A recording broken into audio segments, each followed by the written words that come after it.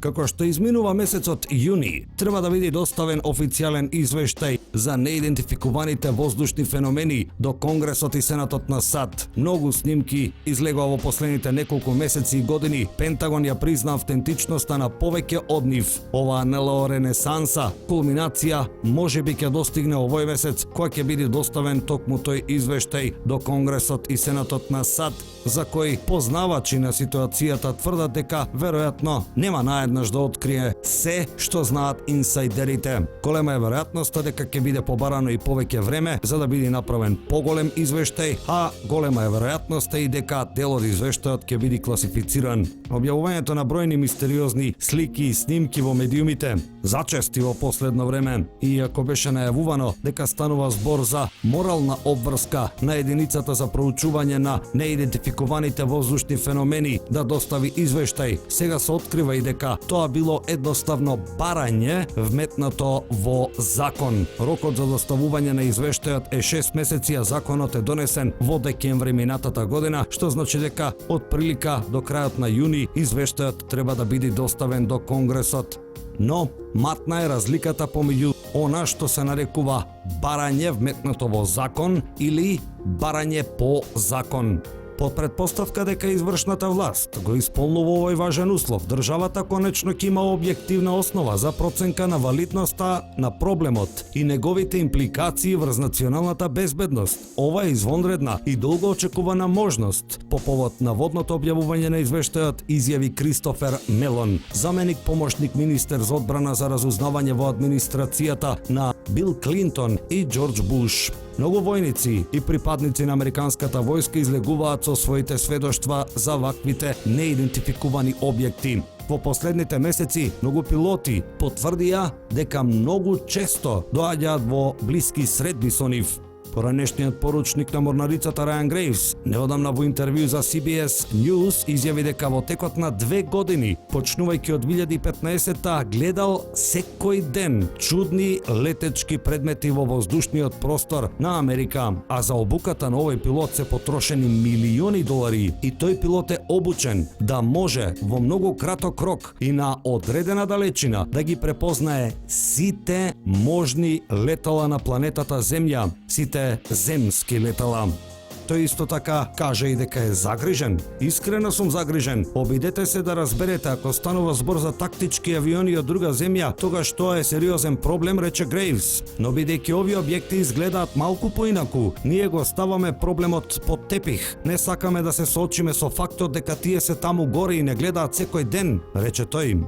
Важно е да се потсетиме дека неидентификуваните летечки објекти се предмети или феномени кои откако ќе бидат испитани од експерти и научници, се уште не може да се објаснат на конвенционален начин.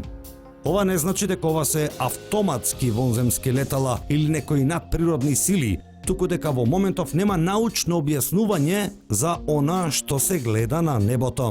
И тоа, замислете, нема научно објаснување од оние кои што го имаат најголемото знаење за сите видови на летала на планетата Земја.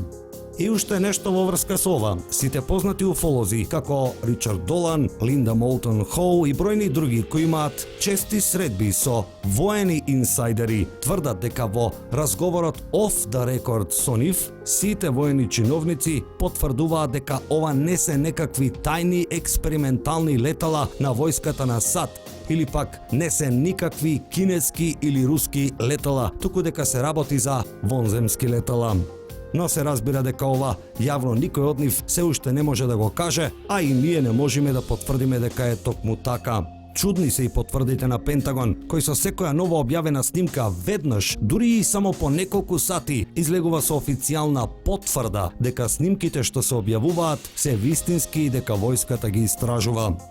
Идејата дека вонземјаните редовно ја посетуваат земјата е популарна меѓу многу кредибилни уфолози. Летото 1947-та американските медиуми објавија дека вселенски брод се урнал во близина на Розвел во Њу Мексико. Набргу по објавата, на 8 јули 47-та воздушната база во Розвел издаде соопштение за печат во кое се наведува дека војската пронашла во наводници летачка чинија на ранч во близина на Розвел. Војската следниот ден ја повлече изјавата и наместо тоа објави дека урнатиот објект е обичен временски балон.